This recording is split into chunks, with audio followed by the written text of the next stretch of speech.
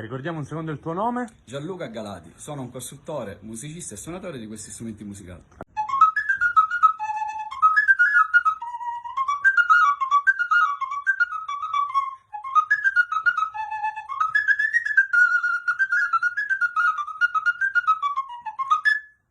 Questo è il fiscaletto siciliano, è uno strumento costruito con la semplice canna.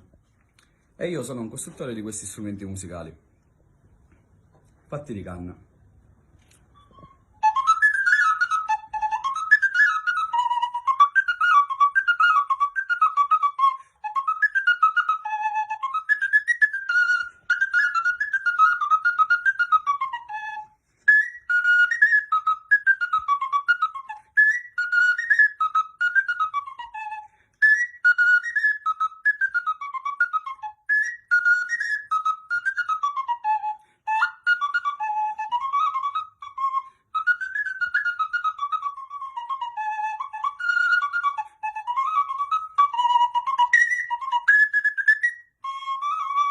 Possiamo farne vedere anche altri modelli che hai?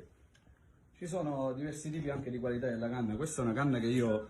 le canne solitamente in modo naturale si presenta di colore giallo dopo un paio di anni di essiccatura, perché raccolta è verde. Poi diventa gialla dopo una buona stagionatura, un'accurata stagionatura. Questa è una canna scura che ho trattato, un trattamento particolare che creo e che ho ideato io. Rispetto alla lunghezza cambia anche il suono? Sì, il fiscaletto più piccolo è, più squillante è il suono. Questo per esempio è un fiscaletto in Do, questo è un fiscaletto in La. È più grande ed è più basso. Ad esempio ti faccio sentire la squillantezza, questo è in Do ed è molto squillante. Questo basso, ce ne sarebbero anche più bassi, questo è ancora più basso che è in Sol. E ha un suono ancora più dolce, magari è adatto per fare valzer, quei pezzi lenti, belli melodici.